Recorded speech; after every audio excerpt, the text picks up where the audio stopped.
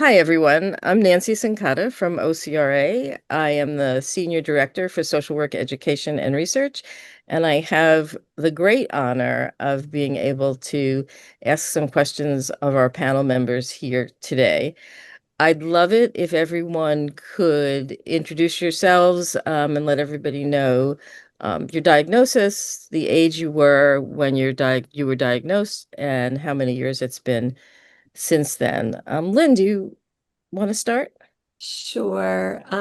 So my name is Lynn. I was diagnosed in 2010.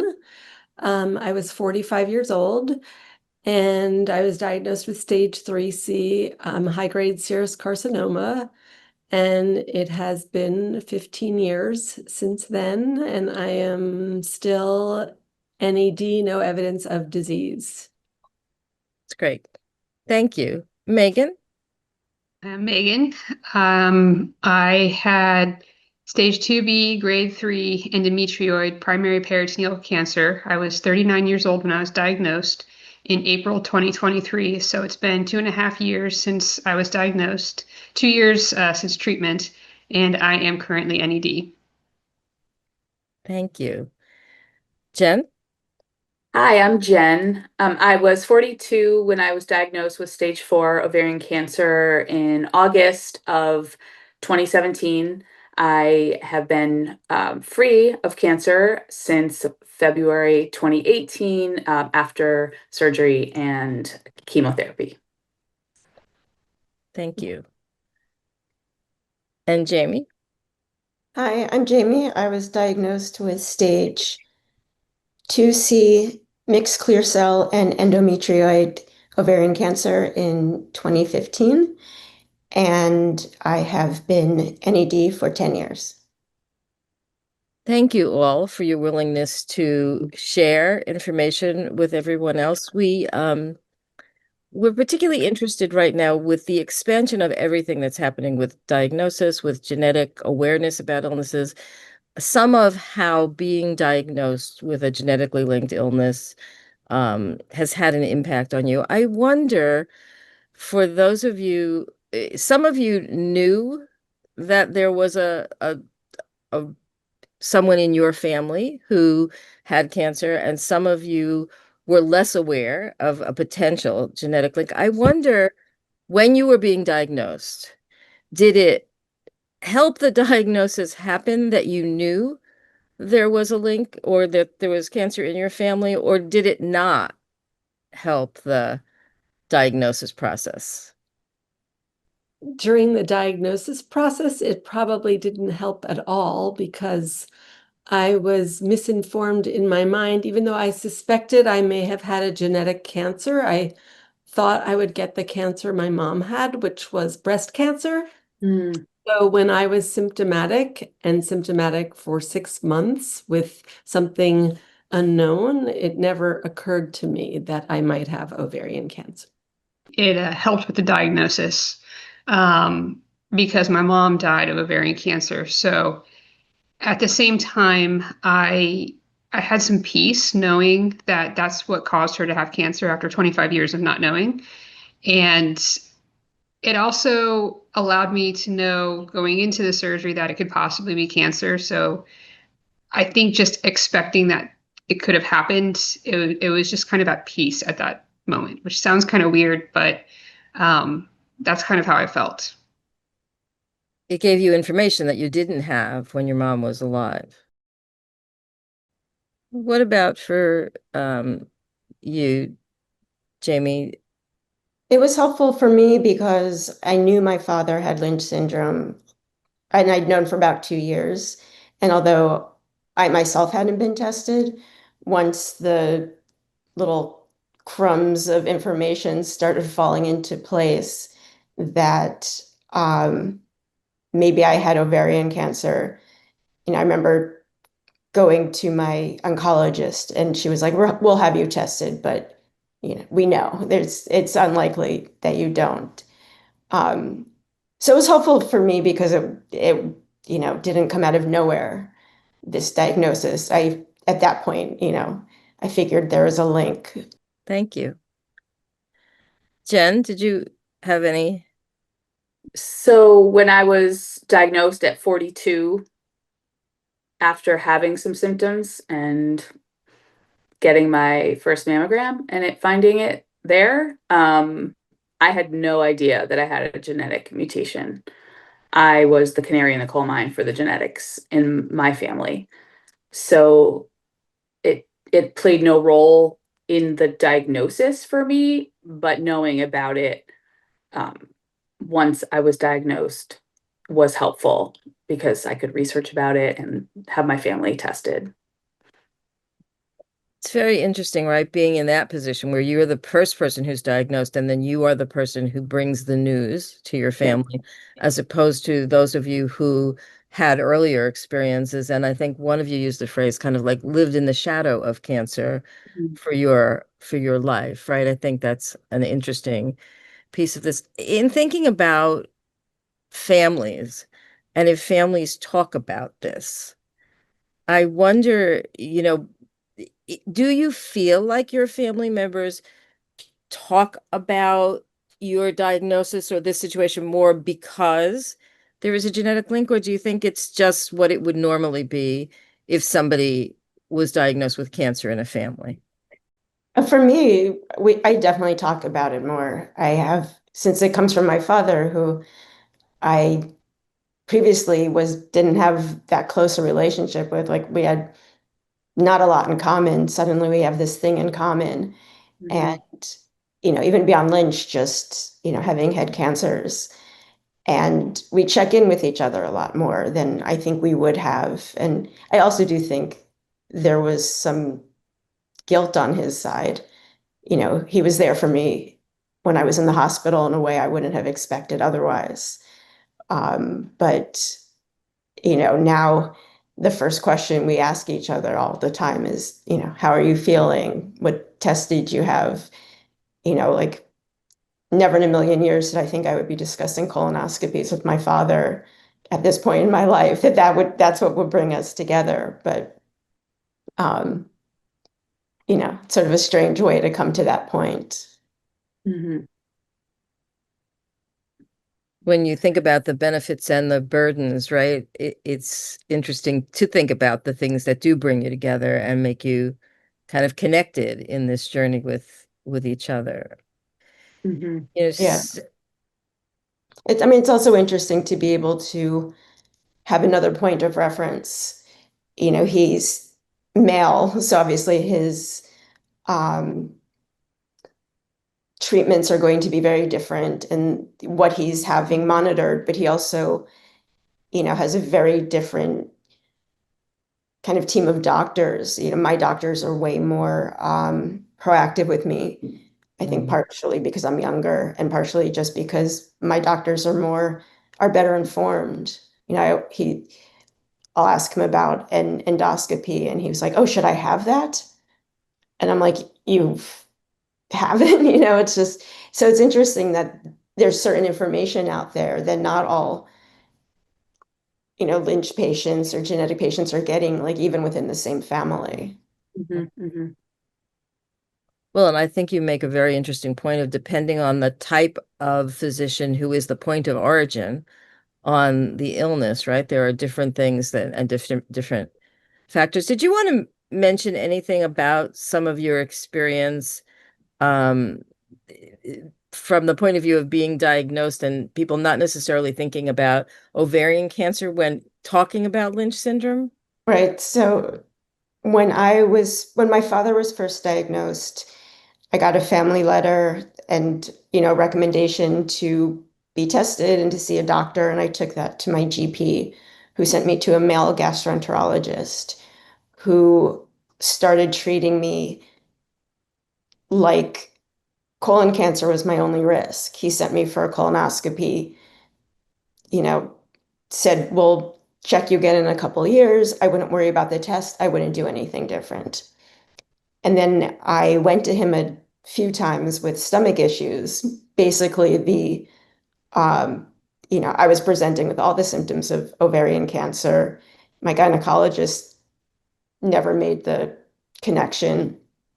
And it wasn't until he like physically felt a mass in my abdomen that he sent me for further testing. So, here's a man who he had the Lynch test in his office and knew I should be tested someday, but in his mind, I wasn't, I didn't have large polyps. I wasn't showing as, he wasn't concerned about a high colon cancer risk in me. And, I didn't do the research on my own. I was kind of happy to just to trust him. It was a confirmation bias. He was telling me what I wanted to hear, which was that I didn't have to do anything else. Mhm. And so when I was eventually diagnosed with the ovarian cancer, that's when I started to learn about all the gynecological implications, and I mean, I don't know why it never even occurred to me to just Google the words Lynch syndrome at the time. And I mean, the ironic thing was I was working at Google at the time. So it's not like I didn't know how that worked. I think that for each of you, there are pieces in your story that sound hard to imagine just because it feels like everyone should put the dots together. And Jamie, when you and I were talking, I was thinking that at this conference, it would be great if there were GI people and other people who see the issues of Lynch syndrome from a different perspective, because in fact, we want to be like, right, shouting from the rooftops. I think somebody used that, like, what happened. I also just want to mention, as you're all talking, that a lot of times people think about ovarian cancer as an illness that impacts women who are older. And I think, just being able to talk with all of you presents an interesting message to the world as well, which is to always think about this in the differential, because in fact, we have many younger women. And I wonder if in the genetically linked cases, ovarian cancer, if people will be diagnosed earlier because the people themselves will be more proactive or advocates or looking for things sooner. So I don't know whether or not that will have an impact down the road, but I think it is important, even just for people to see all of you and to recognize that you are all younger at the time of diagnosis. And also, I wonder, there's the looking back in your families, and then the looking forward in your families, right? A number of you have children. Um, I wonder how having ovarian cancer has um, impacted who you are with your children in your life, and if anybody would like to share anything about that part of your life. Well, my son was 6 years old when I was diagnosed, and I was 6 when my mom died. So that has definitely impacted my life and my son's life. Unfortunately, because he had to watch his mom be really sick and worry that, I worried that I might die. And he had to go through that twice because I was diagnosed with breast cancer 3 years later. Um, and so just like me, I grew up in the shadow of cancer. I think and my son is growing up, unfortunately, in the same way. So I think it's anxiety producing for him, and that's probably my fault. But at the time, I was powerless, and cancer is still a big part of my life because not only not only do I have one genetic mutation, but I have two. And so I have to worry about my son and what will become of him as well. I'm in the same situation, Lynn. I have 2 kids. My son is currently 3 and my daughter's 5. So when I was diagnosed, my daughter was 3 and my son was 14 months. I was diagnosed the same age my mom was, which was 39, but I was 12 when my mom was diagnosed, and she passed away when I was 14. And like you guys said, I just lived in that shadow of cancer the whole time, wondering if I'm going to get it. When am I going to get it? And so now that I have it, knowing the experience as a kid, watching a mom, I just think, well, what are my kids seeing? Especially since they're so much younger. Like if I die, they're not going to know me like I got to know my mom. So like in my head, it's like, okay, what do I do to document who I am and all of that? And also it's when you have monumental or milestone moments, like my daughter graduated from preschool. I cried the whole time thinking, am I going to see another graduation when everybody else is, oh, my kid's graduating preschool. I'm like, this could be the only one I see. And so just having that different experience from other parents as well. And and then to the point about the hereditary nature of the genes, did I pass it on to my kids? I don't know. And I'm not going to know for a while. They'll have to make that decision when they're older if they want to be tested, which they probably will, because why won't you?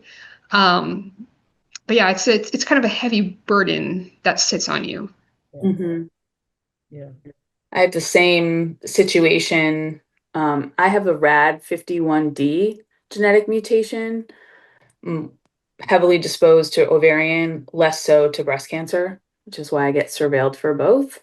I have two girls, 16 and 13, and they were 8 and 5 when I was diagnosed and being treated. Um, I feel appreciative and grateful to know. And in a paradoxical, it's also very stressful and anxiety producing, not only for me wondering if it's going to come back, but also wanting them to want to get tested. I have one who probably will, one who is awaiting her cancer diagnosis, the 16-year-old. And that's a lot to sit with for her, I imagine. I did not have that experience because I'm the one that got the cancer first. And so now they're sitting in the shadows of cancer. And it's a little bit of a tiptoeing around me. I don't know that they like to talk about it because I don't think they want to bring it up to me. I talk about it in hopes that being transparent about it gives them the kind of wherewithal and agency to discuss things when they're scared or curious. It's tough. I have two girls. My aunt passed away of ovarian cancer when she was diagnosed about 2 months after I was. Found out post elective hysterectomy that she had ovarian cancer, and it returned several times until she eventually passed away from it. She too had the gene, thanks to me telling them to get tested. So the science is helpful, and I tend to bend that way, but there's definitely an emotional taxing that happens for me from my own worry and also pre foreboding for my children. I think that as a parent, right, there are so many times when you want to protect your children from different kinds of information. And here you're in this position, which is on the one hand, you want to protect them. On the other hand, you want them to know. And Mhm. you don't know what their journey will be, but you know that this is potentially in the makeup for their journey. So I think that you know, as parents, it is my hope that you also have a connection with each other as you hear this, because as I talk to each of you, I was thinking it is not always frequent that you have the opportunity to have other people who have some of the same concerns and have children at all different ages. And I think that the generations to come will have even more and different information. So they will not have the experiences that you've had because science is moving and moving forward. But it does mean that you have tough decisions that you have to make, not just on your own behalf, but on the other members of your family. And in talking to each of you, I was really in many ways amazed at your personal strengths, right? In your choice to be talking about some of these issues, to be being honored at an event, to working as women to win volunteers. And I guess one of my questions to you, as other people are listening to this and who may be newly diagnosed or who maybe haven't been diagnosed yet, but they know that they have the mutation, what are the things that have helped you cope? There is a sense of leadership among you. And I wonder if being an advocate, if being a leader, if being a mentor are part of the things that have helped you. And how would you explain that to other people? How do you cope?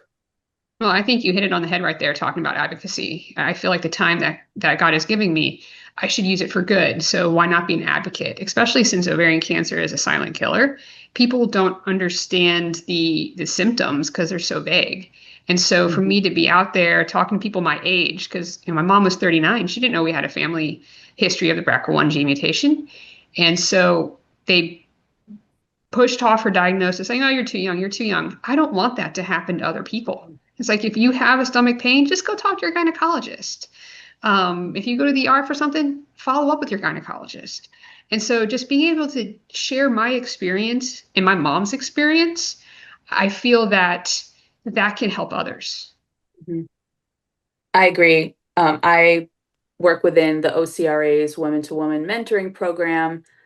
And I was telling Nancy, I feel very open to talk about my story because it helps me kind of release the energy inside me around the stress to kind of talk about it. In addition, I'm here and I can share, and why not, bridge some concerns, have dialogue, make connections with women who are in whatever part of this journey that they may be in. I feel really guided to do that. And I think it's a two-way street. It's really helpful for me as well. I think, kind of in my conversations, I do tend to focus on self-advocacy. I do tend to focus on the real core science and the genetics around this. Um, I wish there was more focus broadly on genetic testing, because I think for those who are interested in knowing, I think it can save people's lives. I would like to say that during my treatment, I benefited from having a mentor. And so I knew when I finished treatment that I wanted to be like, that I would help other people do the same, that it was really beneficial to be able to talk to other women who had been through the same thing that I had been through or was going through. And so um, being a mentor following treatment was really helpful. And I, again, like Megan said, I'm alive. And so while I am alive, I would like to help others get through the same, get through their treatments as well and be alive to tell the story. Um, and I guess, I mean, the further I get from diagnosis, um, I don't know that I have the same need. I think there was more of a need in the beginning, but I still want to continue doing the work. And I actually want to provide hope that, look, I'm 15 years out and I'm here. So that could be you also. Mhm. Yeah, for me, coping, it was sort of twofold. I didn't have a mentor during treatment. I saw a couple of social workers, just lots of counseling. Someone sent me to a support group, which I knew wasn't for me. And so I wanted to provide some sort of support for women who, maybe felt similar or who just wanted something that was more tailored for them. In terms of my own coping during treatment or after diagnosis, I tend to be very pragmatic, and I felt that, initially the diagnosis of a Lynch syndrome or another genetic issue can be really overwhelming, depending on your doctor, your team, or your treatments, you're, they, throw all this stuff at you, I have these tests, see these doctors, and there's a little bit of like, oh my God, can I do this? Why me? And then you start to realize that the more of this you do, it's power. You're keeping the cancer away because they're finding it early. They are, um, there's more prophylactic treatments that, I don't have a gallbladder because my gastroenterologist was concerned about a cyst that she saw. It didn't turn out to be cancer, but on the off chance that it had been. So, in my being pragmatic, I found doctors that I was comfortable with, that I felt were really good. And, I do the tests, and the longer I do them, like anything else, it becomes routine. And also, the longer you do them, they see like, okay, this thing we're watching, it's not growing. It's not an issue. We'll have you come less. Mm-hmm. And it becomes more tailored to you, and then it feels personal. And, it just becomes like, this is my life. It's maybe not the life I planned on, but, I can, the things I'm doing, as I'm out there, I'm talking to my doctors. Some of my doctors are learning about Lynch syndrome along with me. Mm-hmm. So, my urologist said, when you first came in here, I had to look it up, and you've been coming here for, 8 years now. And now I hear the term all the time, everywhere. So I feel like, even just going to doctors and talking to different people, um, to me that just, it's empowering, and it feels good knowing that, unlike my gastroenterologist who knew what Lynch syndrome was, but not everything about it, we've come so far. And, to me, that's just been huge. Mm-hmm. Mm-hmm. I think one other coping piece I would mention outside of the advocacy and kind of um, both on behalf of others through mentoring, but also like what you're saying, Jamie, in terms of yourself, like me bringing RAD 51 research to my gynecology oncologist and asking him what this meant, is kind of the holistic approach for me. Cancer diagnosis and treatment, I was very dissociated. And I think focusing on kind of some grounding also really helped me and still helps me. Acupuncture, meditation practice, creativity. I write poetry. I try to paint, which is kind of a joke, but the kind of creative outlet also helps me. So I just wanted to share that as well because I'm about as pro science as you can be, and I'm also really a believer in just kind of working on presence and releasing energy in some form or fashion while in treatment. And I imagine for some people that would feel impossible to create space to do that because of the kind of heaviness of the disease, And it's not about being good at doing these other things. It's maybe finding a space here and there to um, kind of be present with yourself. Thank you. I wonder, when you think about the cancer journey, and a lot of you've been on this journey for a long time, on occasion, someone will say something to you that's not helpful or that maybe seems stupid or foolish. And then on occasion, there's the other side where somebody says something that's really empowering, brings you hope. I wonder if there's any moment you can isolate anyone who said something to you or inspired you in a particular way while you've been on this journey. Any such encounters? I think for me, I have a couple friends who are just about like presence. So if I'm pretty transparent about particular anxiety, like if I have to go get a test or a scan, and I'm usually open to talking about my stress, what is most helpful for me is, both presence and sometimes just humor, not about, anything in particular, but just presence. It's not helpful to hear everything's going to be fine. It's more helpful for me to just be in the presence of someone that just says this must be really hard and it sucks. And I'm here for you. That's what's most helpful for me. And that's happened quite a few times from my really important friends over the past several years. Anyone else have a moment that stands out? It's okay if not. It's interesting to really think about the Mhm. things you hold on to. If you were that person in someone's life now, what might be the advice or what might be the wisdom that you would share with them? I just had an experience with a woman that I'm mentoring who I'd fallen out of touch with. We were in constant touch at the beginning of our, um, like when we first met at the beginning of her treatment, and then we'd kind of drifted away, and I checked in with her recently, and she said that she had just finished treatment earlier this month, and she thought she was going to be, so happy and relieved and, ready to just go back to her life. And she said, I don't feel that way. She's like, I'm, depressed and confused, and, what's wrong with me?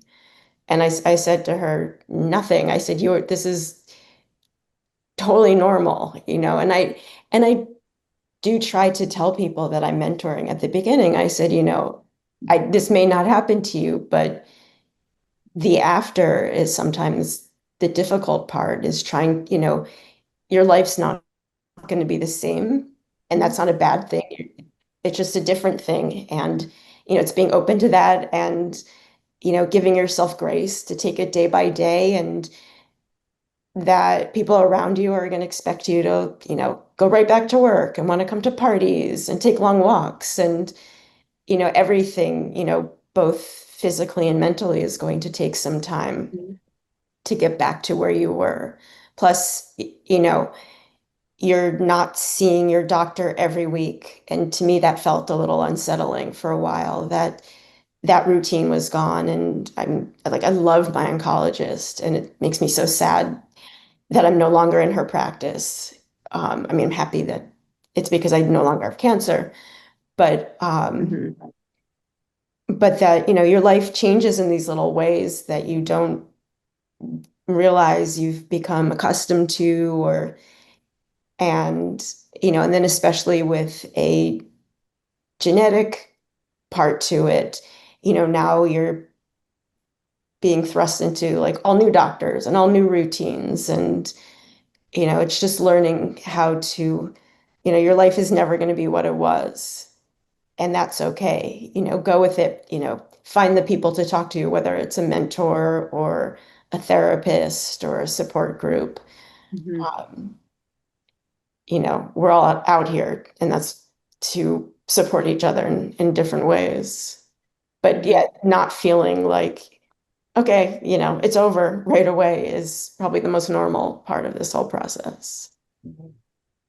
Well, one thing that my doctor said to me at the time was, after I had read the grim statistics, and I said, oh, I see here 70% of women are going to die in 5 years. And he said, no, no, you are not a statistic.